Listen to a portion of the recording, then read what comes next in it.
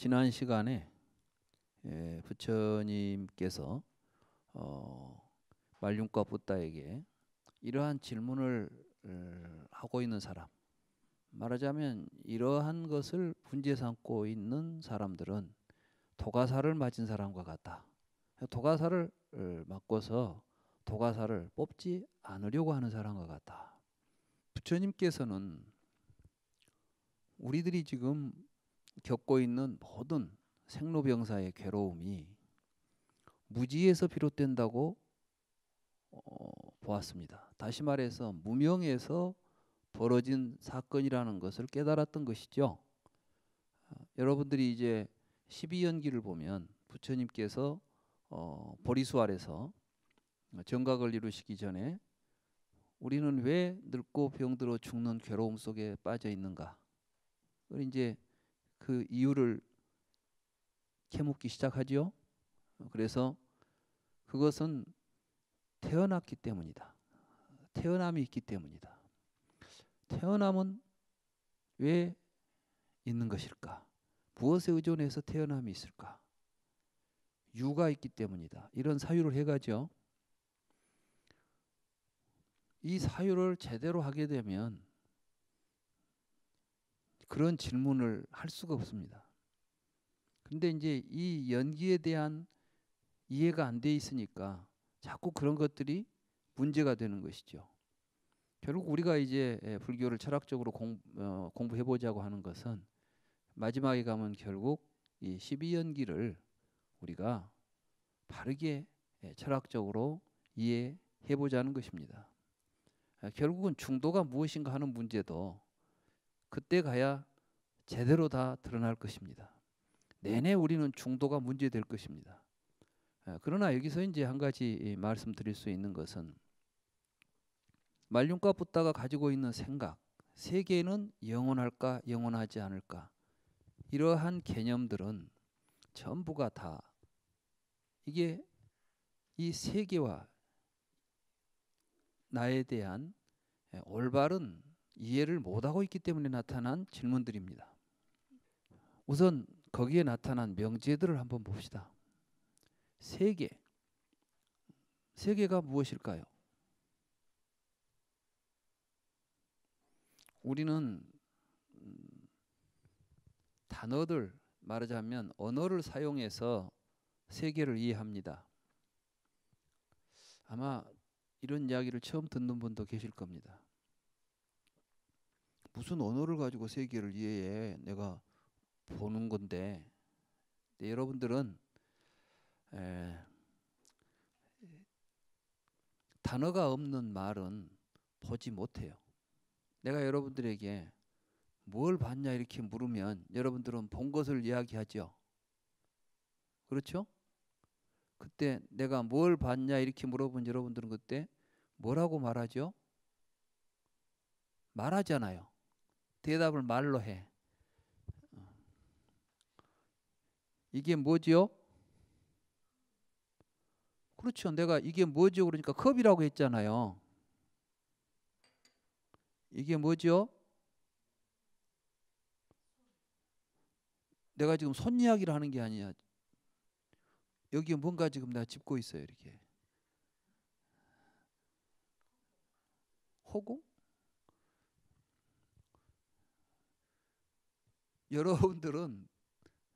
여러분들이 알고 있는 말이 없으면 여러분들은 그것을 볼 수가 없어요.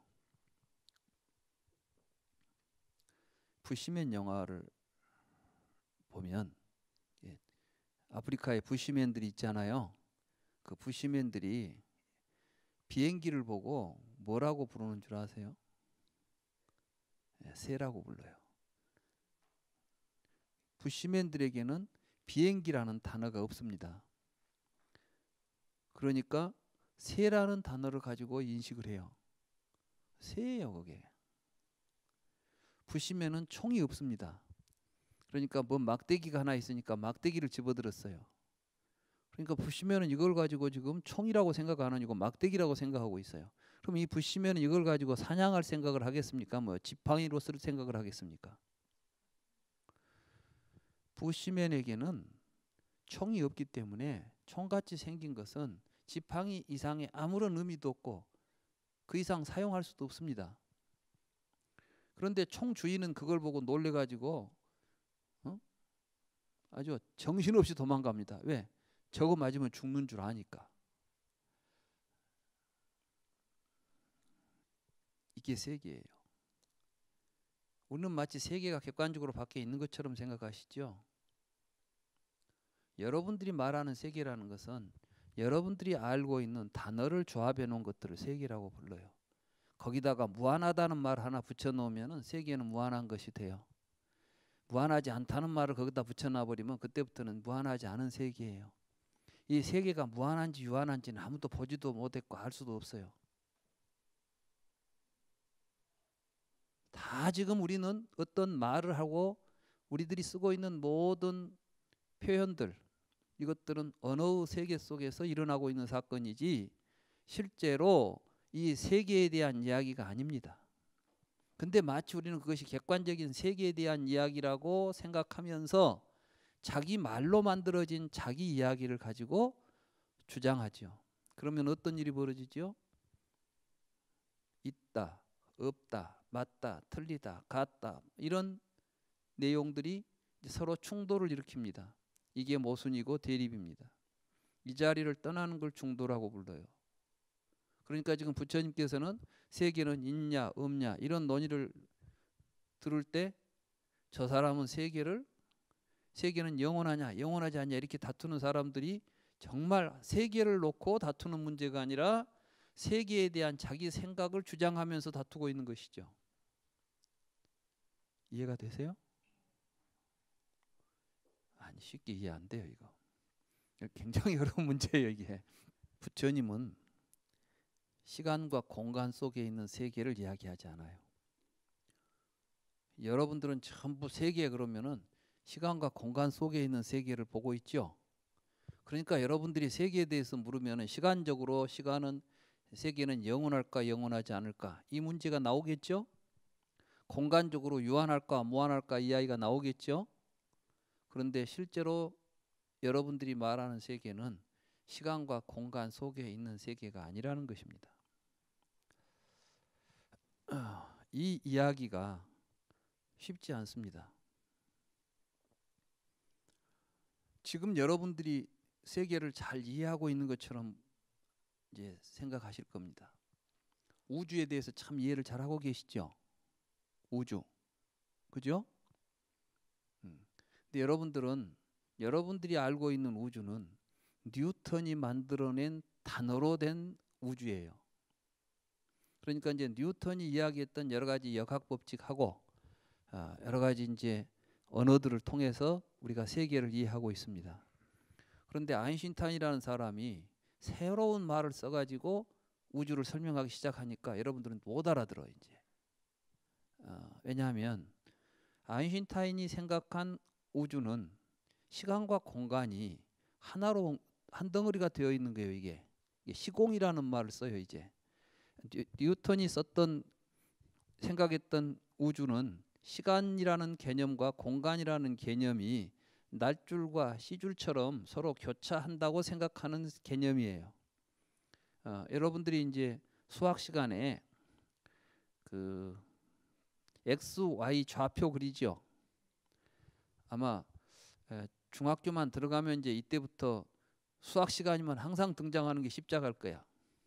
그래가지고 딱 그어놓고 X, Y 해놓고 이제 방정식 풀지요. 그게 뭐냐 하면 뉴턴이 생각했던 우주예요. 이게 시간과 공간이라고 하는 그 속에 어떤 것들이 운동을 해요. 어느 위치를 가지고 있고 이동을 합니다. 위치를 이동할 때는 반드시 시간이 걸리죠. 여기서 여기를 가는데 시간이 안 걸리고 가는 법이 없어. 뉴턴의 역학에서는. 그러니까 거기서는 반드시 공간을 이동하는 데는 시간이 걸리고 그 시간이 빨리 가냐 급히 이동하느냐 천천히 이동하느냐에 따라서 이 선이 경사가 급히 나오느냐 완만해지느냐가 결정되죠. 여러분들은 수학 시간에 왜 그거 그린지도 모르고 공부하셨어. 근데 사실은 그게 이제 과학이라는 학문을 통해서 우리에게 세계관을 심어주는 거예요. 여러분들은 그 교육을 받았기 때문에 여러분들 속에는 뉴턴적 세계관이 자리 잡고 있어요. 그래서 그 세계관을 이야기하면 여러분들은 맞다고 이야기합니다. 옳다고 판단합니다. 그러겠죠? 그런데 아인슈타인이 시간이 상대적이라는 이야기를 해버렸어요. 그럼 말이 안 되는 이야기지. 시간은 절대적이지. 시간과 공간은 절대적이니까 그 절대적인 시간 속에서 영원하냐 영원하지 않냐는 질문이 나올 수 있겠죠. 근데 시간이 상대적이다 해버리면은 누구는 영원하다고 하는 시간을 누구는 짧은 시간으로 볼 수 있겠죠. 상대적이니까. 절대적으로 영원하다거나 절대적으로 뭐 이런 말을 뭐 할 수 없다. 그다음에 이제 공간과 시간이 같이 움직인다. 이해가 안 되죠. 왜? 여러분들은 아직 그 단어가 안 심어져 있다니까. 여러분들의 사유 구조 속에 언어화되어 있질 않아요. 근데 이제 아인슈타인은 새로운 자기 세계를 자기가 스스로 사유하면서 공간이 휜다 이런 이야기를 해요. 공간이라는 게 뭐 아무것도 없는 걸 공간이라고 생각하는데 아인슈타인은 휘어 있대요, 공간이. 그래서 우주는 말 한 장처럼 생겼다. 그럼 여러분들은 무슨 우주가 말 한 장처럼 생겼니? 이해가 안 되죠. 왜 아인슈타인이 우주가 말 한 장처럼 생겼다는 이야기를 해요? 그거는 중력에 의해서 공간이 휘기 때문에. 말하자면 우주에 있는 여러 천체나 이런 것들의 배치로 보면 그런 공간들이 그런 것들에 의해서 결국은 휘일 수밖에 없고 그 흰 형태는 말 한 장처럼 우리가 생각해야만 우주 전체의 모습을 역학적으로 설명할 수가 있다 이런 이야기예요. 그러니까 이제 그런데 그게 해석이 안 되니까 학교에서 못 가르쳐요. 왜냐하면 그걸 가르칠 사람도 없어.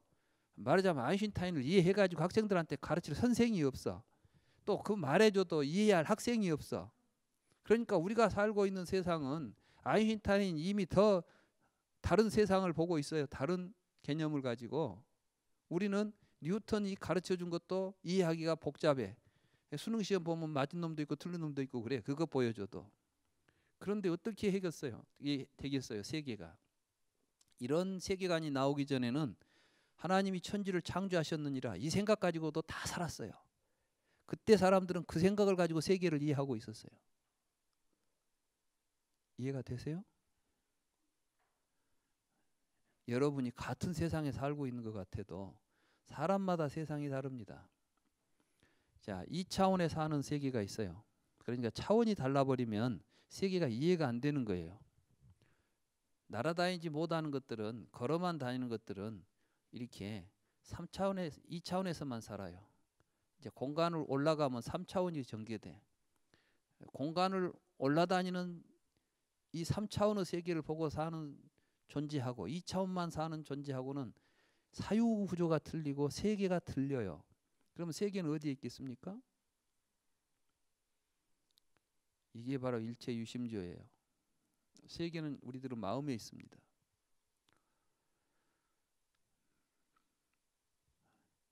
쌍유단 니까야에 보면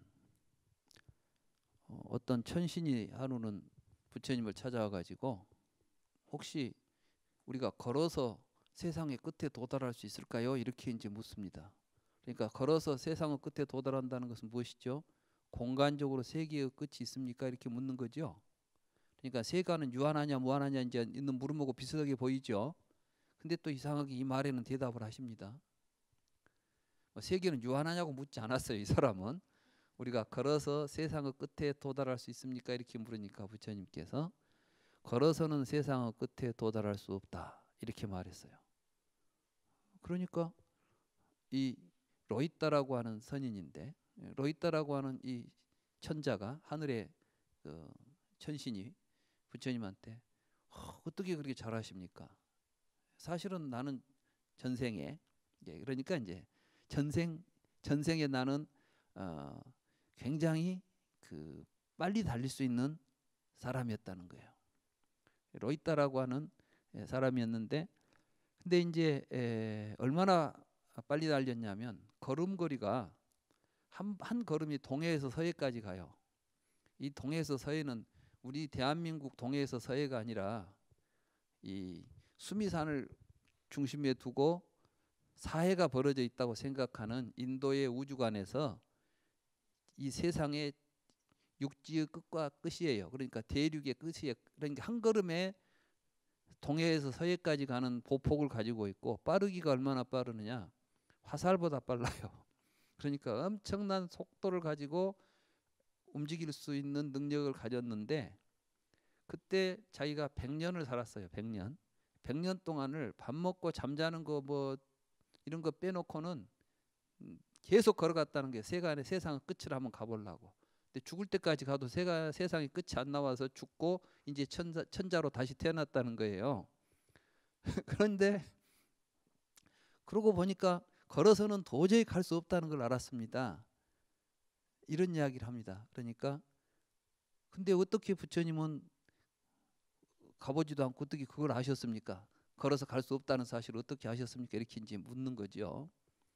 사실 그건 뭐 천신이 와서 했다는 이야기보다도 지금 여기서 하려고 하는 것은 천신이 왔다 갔다가 문제가 아니죠. 그때 이제 부처님은 이런 말씀을 하십니다. 걸어서는 세상의 끝에 도달할 수가 없다. 그러나 세간의 끝에 가지 않고서는 괴로움을 끝낼 수가 없다. 이런 말씀을 하세요. 그러면 이제 이 말은 뭐냐면 우리는 지금 괴로움을 끝내는 것이 불교의 목적이죠. 그래서 이제 괴로움의 끝이 어디냐면은 왜 이제 이런 표현들이 나오냐면 불교에서 세상 이렇게 말하는 말 록가라는 말인데 이거는 세간이라고 번역을 해요. 그러니까 이제 경전에 보면 세간이라는 말이 나오죠. 세간, 세상 세자에다가 사이간자 쓰는 세간. 이 세간을 우리가 지금 세상이라고 번역하는데 이게 산스크리트어는 록가라는 말이에요. 록가. 이 록가라는 말은 인도 철학에서는 전 세계가 아니라 어떤 유한적 세계를 의미해요. 그래서 이 록가는 브라만의 이제 이 푸르샤라고 하는 말하자면 전 우주적 존재가 있는데 전 우주적 존재의 4분의 1이 록가예요. 그러니까 우리가 생각하는 세계관하고 틀립니다. 그러니까 이제 인도 철학에서 말하는 세간이라는 말이라거나 이런 것들을 그 당시 철학적 사고 속에서 언어를 이해해야 됩니다. 근데 우리는 자꾸 내가 지금 쓰고 있는 말로 과거의 모든 언어도 다 그런 식으로 해석을 해버려. 그러니까 여러분들이 세계 그러면은 부처님 당시에도 뉴턴이 생각했던 세계를 세상 사람들이 생각하고 있을 것처럼 생각하죠. 부처님 당시에 인도 사람들은 신들이 우리 옆에 다 같이 살고 있다고 생각했어요. 그러니까 자꾸 뭐 신을 만났네 뭐든네고 신오고 이야기들이 엄청 많이 나오죠. 히랍에서도 그랬고 옛날에 보면 히랍에도 보면 신화에 보면은 신들이 옆에 있고 막 다 뭐 나무에도 신이 있고 막 그러잖아요. 지금 우리가 말하는 세계라는 것이 옛날 사람이나 지금이나 똑같은 세계를 보고 있는 게 아니라 우리들의 의식이 형성해 놓은 것들이 우리가 보고 있는 세계인 거예요. 그래서 이제 부처님이 그런 말씀을 하시는 거예요. 걸어서는 세간의 끝에 갈 수 없다. 근데 이 세간이라는 건 괴롭죠. 괴로움이 세계죠. 생사가 있는 세계니까. 이 괴로움을 그럼 로이티사가 왜 세간의 끝에 가보려고 했을까요? 경전에는 안 나와 있지만은 로이티사가 그냥 심심해서 어디 소풍단인이라고 평생 동안 걸어갔겠어요? 그게 아니에요. 인도 철학에 보면 세간이 끝나게 되면 그 세간을 벗어난 곳에 또 다른 세계가 있어요. 그러니까 우리가 이제 출세간이라는 말을 쓸 수 있는 거예요. 세간을 벗어난다는 말은 뭐죠? 세간 밖에 뭐가 있으니까 세간을 벗어날 거 아닙니까? 우리가 부처님 법을 출세간법이라 하잖아요. 그죠? 그럼 이것이 부처님이 쓴 말이 아니야 처음부터. 이것은 우파니샤드에 이미 나온 말이에요. 이게 뭐냐면은 이 세간을 벗어나면은 세간을 벗어나서 또다시 다른 세계가 있습니다. 이게 이제 범천이에요. 그래서 이 세간에서 윤회하다가 세간의 끝을 가게 되면은 이제는 불사, 괴로움이 없고 죽지 않는 불사의 세계, 해탈이 가능하다는 거죠. 지금 이 말은 뭐냐면 우파니샤드나 이런 데서는 이 세계를 공간적으로 이해해요. 그리고 우리가 살고 있는 이 생사윤회의 세계는 공간적으로 롯가라고 하는 곳에 있다고 한다면 그걸 벗어나 있는 저쪽 건너편에 뭐가 있어요? 이제는 생사가 없는 불사의 세계가 있습니다. 이게 바로 브라만이에요. 범천. 그러니까 이제 범천에 가기 위해서 수행하는 걸 보고 브라마짜리아라 하고, 그 브라마짜리아를 불교에서 그대로 사용하면 범행이 되는 거예요. 그러니까 뭐 범행을 닦고 뭐 범행을 완성했다 이러죠. 범행을 완성했다는 것은 무엇을 의미하냐면은 이제 세간에서 벗어날 수 있는 수행을 완성했다 이런 뜻이에요. 그러니까 브라만천에 가게 됐다는 이야기입니다.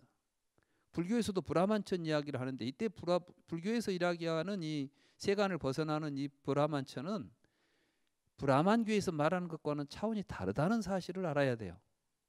단어는 같이 쓰고 있지만. 그럼 어떤 맥락에서 쓰느냐?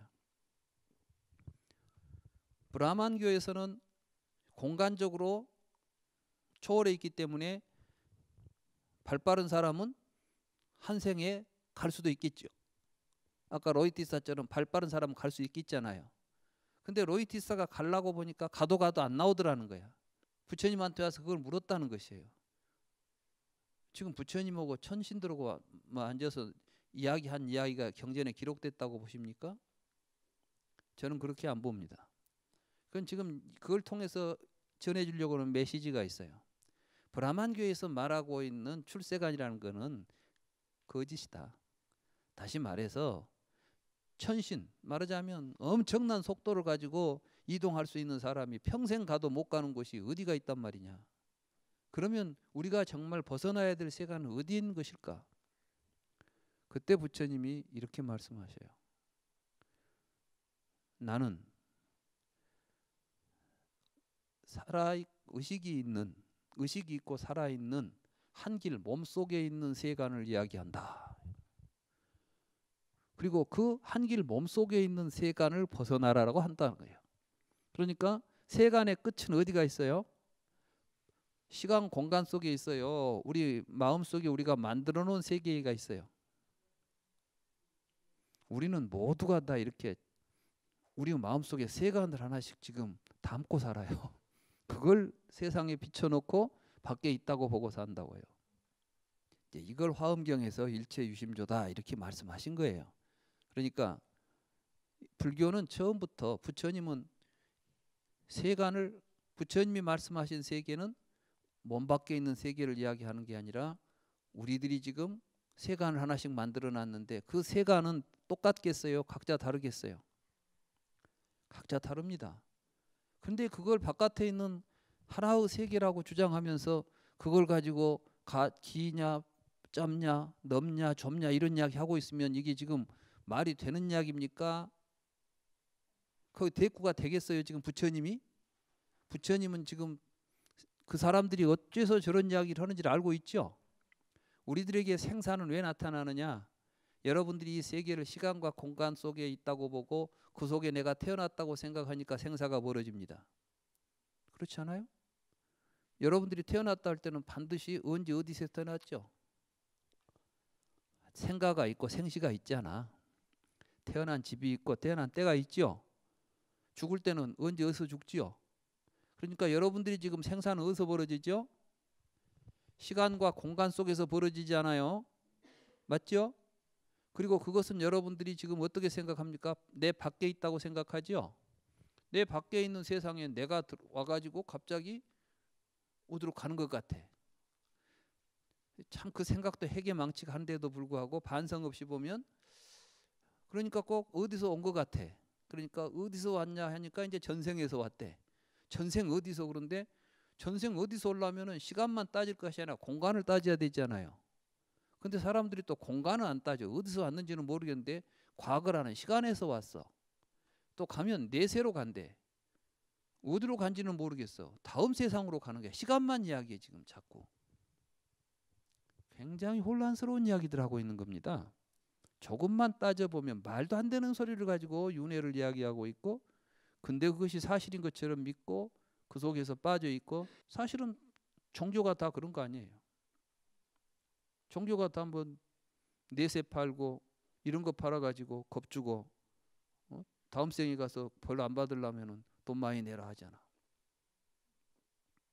부처님은 지금 이런 걸 타파하고 진실로 우리가 뭘 깨달아서 어떻게 살아야 할 것인가에 대한 바른 길을 보여준 것이죠. 그런 이야기를 하는데 지금 세계가 영원합니까? 영원하지 않습니까? 이런 이야기들을 아직도 하고 있으니까 야, 너 아직도 그 생각 못 버리고 있냐? 넌 지금 도가살 맞고 앉아서 그 생각하고 앉아 있으면 그거 다 먹기 전에 너 죽어. 왜? 이게 바로 네가 지금 생사 속에 걸려 있어. 그걸 뽑아라니까. 도가살을 뽑아내야 살아. 안 죽어. 생사로부터 벗어나는 길이 있어. 이걸 지금 말하시는 거예요, 이게. 그 길이 중도인데 그 중도는 중생들 눈에는 안 보입니다. 중생들 눈에는 이 길과 저 길밖에 없어요. 다시 말해서 우리가 이제 뭐 키에르케고르이 그랬다고 이것이냐 저것이냐 뭐 이런 이야기 있잖아요. 우리는 항상 어떤 선택의 기로에 서 있다. 말하자면 이건 뭐냐면 이것 아니면 저것이에요. 이 둘 중에 하나를 선택할 수밖에 없다는 것이 우리 죽어가는 인간들에게는 필연적인 선택인데 부처님은 그걸 벗어나는 길이 있다고 가르친 것입니다. 그게 중도입니다. 그러니까 이제 중도에 가야 생사가 끊어지는 자리가 나오는 거예요. 중도를 보지 못하고는 생사를 벗어날 수가 없습니다. 근데 중도를 벗어나지 못하고 있는 사람들을 도가살에 맞았다고 말하고 있는 것이고 그 도가살에 맞아 있기 때문에 모순된 두 견해 가운데 어떤 하나를 취해서 답이라고 주장하고 서로 다투고 싸우면서 갈등을 겪고 있는 게 중생들의 생사입니다. 그 길 벗어나라고 지금 부처님이 말씀하는데 말륜가가 그런 질문을 하니까 부처님께서 너는 도가살을 맞고 나는 도가살을 뽑아주려고 하는데 왜 도가살은 안 뽑고 계속 붙잡고 있냐 이렇게 묻는 거 아니에요. 이렇게 생각하니까 그 대답이 얼마나 정확한 지금 비유입니까? 도가살에 맞아 있어. 그렇죠? 경전을 그러니까 전유경 해결하기 위해서 전유경만 보고 있어 가지고는 안 되고 부처님의 모든 말씀들을 종합해 보면 거기에 다 이제 맥락이 다 있어요. 아, 이런 취지에서 지금 여기에서는 이 말씀을 하시는구나. 그래서 이제 그 경에 보면 그렇습니다. 나는 한길 몸속에 있는 우리 몸속에 있는 세간을 이야기한다. 그래서 이 세간의 끝을 가지 않으면 우리는 괴로움을 벗어날 수가 없다. 또 록가라고 하는 경이 있습니다. 록가라는 경에서 이 세계는 어디에서 생기고 무엇에 의지하고 막 이런 이야기가 나옵니다. 그러니까 이 세계는 여섯에서 생기고 여섯에서 유지되고 있다 이런 이야기를 해요. 여섯이 뭐냐면은 안이비설신이에요. 육입처지요. 여러분들의 세계는 여러분들이 보고 듣고 냄새 맡고 맛보고 만진 걸로 되어 있습니다. 사실은 밖에 있는 것을 보는 것이 아니라 여러분들이 보니까 밖에 있는 거예요. 경전을 읽어보면 곳곳에서 부처님은 우리가 말하는 세계는 우리들이 살면서 우리들이 인식하고 인지하고 살아가기 때문에 그 인지의 구조 속에서 만들어지는 것이지 객관적으로 주어진 것은 아무것도 없다는 것입니다. 객관적으로 고정적으로 주어지고 있는 것은 아무것도 없습니다. 놀랍게도 이와 같은 세계에 대해서 요즘은 자연과학이 이야기하고 있습니다. 양자역학에서는 우리가 그것을 인지하기 전에는 그 어떤 것도 아무 의미가 없다고 그랬어요. 그러니까 말하자면 밖에 뭐가 있다는 말 자체가 이제 모순인 거예요. 내가 볼 때 비로소 그것이 있는 거예요. 여러분들이 눈 감아버리면 빛이 없어요. 눈을 떠서 보니까 그때 빛이 있는 거예요. 모든 것이 그렇습니다. 이것이 부처님이 깨달은 세계입니다. 그런데 마치 밖에 있는 뭐가 있는 것처럼 전제해 놓고 그걸 가지고 그것도 또 언어로서 규정된 것만을 보는 이 관점에서 언어를 가지고 일어나고 있는 모든 논란이 의미가 있겠습니까? 그렇기 때문에 불교 관점에서 보면 지금까지 나타난 모든 철학이나 종교, 언어로 말로 쓰여져 있는 책들은 전부가 다 사실은 헛소리입니다. 불교 관점에서 보면 다 헛소리 하고 있는 거야. 진리다고 하는 것들 하나도 제대로 된 소리가 없는 거죠. 제법 괴공이에요. 이제 그래서 이러한 부처님의 가르침을 전달하기 위해서 전유경만 있는 게 아니라 초기 경전에 보면 수많은 경전들이 이와 관련된 경전들이 있습니다. 말하자면 부처님이 침묵한 경전은 한두 개가 아니라는 것입니다. 큰 경전만 따져도 여러분들의 교재에 제가 소개하고 있는 것들은 이제 전유경 말고 그 뒤에 보면 청정경이라는 경이 있습니다. 이 청정경은 디가니까야 빠사디카 숫다하고 장하함경 청정경에 이제 같은 내용이 나오는데 여기에도 보면은 이 세계를 시간적으로 한계가 있냐 없냐, 공간적으로 한계가 있냐 없나, 생명과 육신은 어떤 관계냐, 열애의 사후에는 어떻게 되나, 또 우리가 자아는 무엇이냐, 뭐 이런 문제들을 가지고 아주 오히려 전유경보다도 훨씬 많은 문제들을 제기하고 그 문제에 대해서 부처님이 대답하지 않는다는 내용을 수록하면서 여기에 보면 재밌는 이제 이야기가 있어요. 이 모든 사견들, 그때 이제 여기서 세계는 영원하냐 영원하지 않느냐 이런 것들을 부처님은 사견이라고 규정을 합니다. 이게 이제 제대로 된 정당한 견해가 아니라 삿된 견해란 뜻이죠. 이러한 사견들은 여러분들 교재 50쪽에 보면 이런 이야기가 있습니다. 이들 사문과 바라문의 주장은 모두 촉인연에서 비롯된 것이다. 만약에 촉인을 떠난다면 이 같은 주장을 할 수가 없다. 왜냐하면 육입신으로 말미암아 촉이 생기고 촉으로 말미암아 수가 생기며 수로 말미암아 애가 생기고 애로 말미암아 취가 생기며 취로 말미암아 유가 생기고 유로 말미암아 생이 생기며 생으로 말미암아 노사 오비 권해의태의 환음이 집하는데 만약 육입이 없다면 촉이 없게 되고 노사 오비 권해의태의 환음이 집하는 일도 없게 되기 때문이다. 뭐 이해가 되십니까? 사실은 어려워요. 무슨 말은 말인데 무슨 말을 하는지를 잘 이해가 안 되게 돼 있어. 왜? 지금 여러분들이 전부 불교의 개념들을 잘못 이해하고 있기 때문에 그래요. 촉이라는 게 뭡니까? 촉. 육입을 연하에 촉이 있다 할 때 촉이 있죠. 촉을 일반적으로 어떻게 해석하냐 하면 접촉이라고 합니다. 그냥 이게 눈이 바깥에 있는 색깔을 접촉하는 게 촉이라고 하죠. 눈이 바깥에 뭘 보는 게 촉이라고 설명을 해요. 그렇지 않습니다. 촉을 이제 예로 들자면 부심에는 하늘의 비행기를 보고 촉이 일어납니다.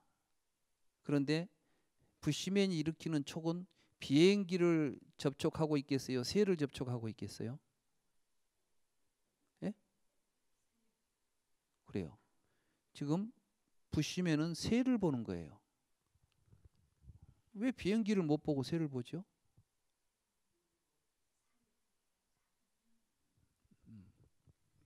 이제 그런 이야기를 부처님이 하고 계셔요. 말하자면 삼사화합이 촉이다 이런 표현을 하는데 식이 있어야 돼요. 식이.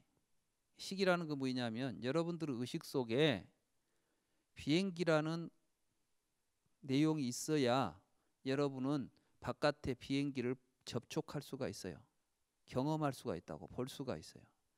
비행기가 없으면 여러분들은 못 봐요. 그러니까 새가 있으니까 비슷한 새를 가지고 보고 있는 거예요. 그러니까 이제 부시면은 그걸 보고 뭐라 하냐면은 날개도 퍼덕거리지 않으면서 소리는 굉장히 요란스럽게 돌아다니는 큰 새가 있다 이렇게 말해요.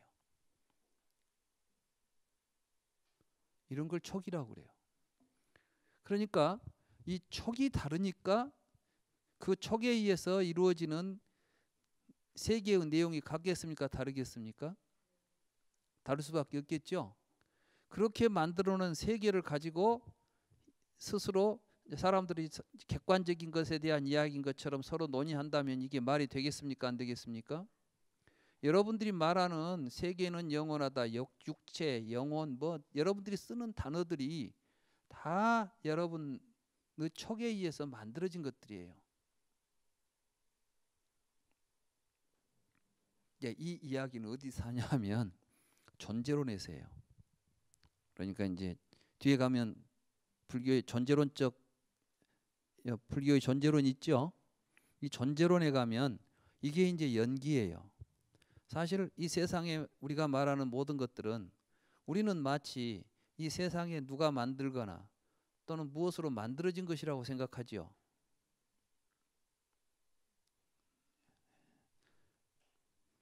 지금까지 세상 사람들이 이 세계에 대해서 질문을 던졌는데 두 가지 방향에서 던졌어요. 하나는 뭐냐면 이 세계는 누가 만들었을까? 이런 질문을 했어요. 그리고 답이 나왔어요. 조물주가 만들었다는 거예요. 근데 이 말은 그럴듯한데 알고 보면 아무 쓸모없는 말이야.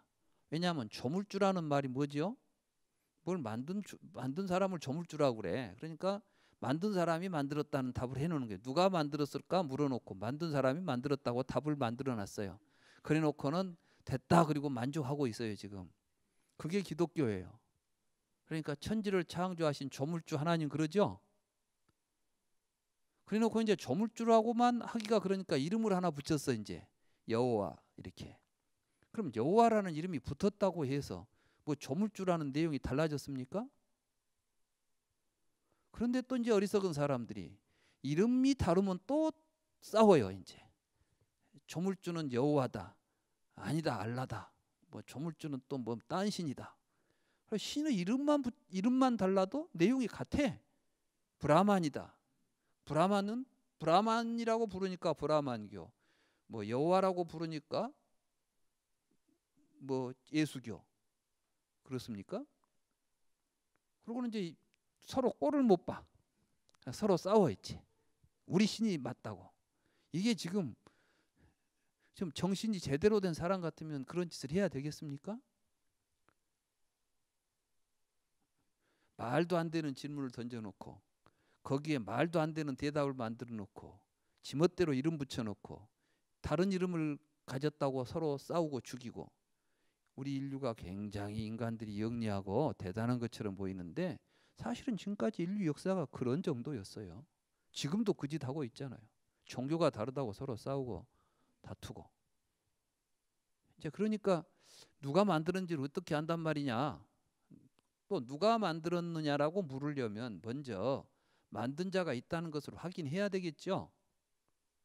근데 이 세상을 누가 만들었는지 안 만들었는지는 알 수가 없지. 누가 만들어서 있는지 안 만들었는데 본래부터 있었는지는 알 수 없잖아요. 근데 갑자기 누가 만들었지? 이렇게 물어놓고 만든 사람이 만들었다 대답해놓고 만든 사람이 누구다? 이렇게 이름 붙여놓고 이름 누가 붙였겠어요? 여호와가 나는 여호와니라. 나를 여호와라고 불러라. 이렇게 누가 이야기했을까요? 누가 여호와라고 이름을 하나 던져놨을까요? 정말 우리는 이러한 어리석은 잘못된 생각에 빠져 있는 거예요. 그러니까 이제 과학자들이 나와가지고 야 누가 만들었다고 하지 말고 무엇으로 만들어졌는지 이제 보자 그랬어요. 누가 만든지는 모르겠어. 근데 이게 무엇으로가 만들어졌을 것 같아 이게. 그래서 이제 무엇으로 만들어졌을까를 따지다 보니까 원자로 만들어졌다. 원자가 뭐지요? 무엇을 만들고 있는 가장 근원적인 존재란 뜻이에요. 그러니까 안 쪼개지는 거. 그러니까 그 말도 엉터리인 거예요. 무엇으로 구성되어 있을까? 아, 구성하는 것으로 구성되어 있구나. 이렇게 말하는 거야, 이제. 그리고 구성하는 것을 뭐라고 부를까? 아, 원자라고 부르자. 이제 그게 그러한 잘못된 우리가 지금까지 했던 무지의 이러한 것들이 드러나면서 과학이 보니까 결국 우리가 본 건 이야기하고 있었네. 보인 걸 가지고 뭐라고 했지 뭐 밖에 있는 걸 이야기할 수도 없겠네. 이런 사실이 드러나기 시작한 거예요. 이제 드디어 이 세상은 중도우 차원에서 세계를 볼 수 있는 길이 새로운 과학에서 열리고 있습니다. 그렇기 때문에 여러분들이 이제 현대 과학들, 아인슈타인이나 양자역학 이런 과학들은 도저히 기존의 문법으로는 이해가 안 되는 말들이에요. 그러니까 중도에서 봐야 됩니다. 부처님의 관점에서 세상을 보지 않으면 이제는 과학적으로 세계를 볼 수가 없습니다. 제가 이제 번역한 책 가운데 불교와 양자역학이라는 책이 있는데 그 책의 저자가 그런 이야기를 하고 있습니다. 다시 말해서 불교적 관점, 이것은 중도의 관점은 양자역학의 관점과 너무나도 일치하기 때문에 자기 자신이 공부하면서 말하자면 양자역학을 이해하는데 이 중도적 관점, 공의 관점 이런 것들을 가지고 이해할 수 있고 또 공을 양자역학 관점에서 또 서로 조명해 볼 수 있겠다 이런 이야기를 하고 있습니다. 제가 생각하건대 사실 이제 불교 시대가 온 것 같습니다. 지금까지는 누가 만들었냐, 무엇으로 만들었냐 이렇게 따지다가 아니야, 세상은 우리가 살아가면서 우리들이 만드는 거야. 그러니까 이제 우리는 어떤 세상을 만들 것인가에 대한 책임이 있겠죠. 그렇지 않아요? 여러분 세상은 여러분이 만들어야 된다니까. 누가 만들어 놓은 세상에서 안 살아요. 그러면 이 세상을 어떻게 만들어야 되겠어요? 좋은 세상 만들어야 되겠어요? 나쁜 세상 만들어야 되겠어요? 그렇습니다. 그래서 부처님께서 좋은 원을 세워라. 내가 내 세상을 만들고 우리 세상을 만들도록 우리가 발심을 해야 된다. 착한 생각을 일으켜야 된다. 이런 이야기를 하는 거예요. 이런 시각으로 보게 되면 불교가 달라집니다. 여러분들이 지금까지 봤던 불교가 아니라 정말 경천동지할 새로운 세계가 열리는 것입니다. 그러한 세계를 향해서 우리 공부를 해 나가야 됩니다. 오늘 여기까지 하겠습니다.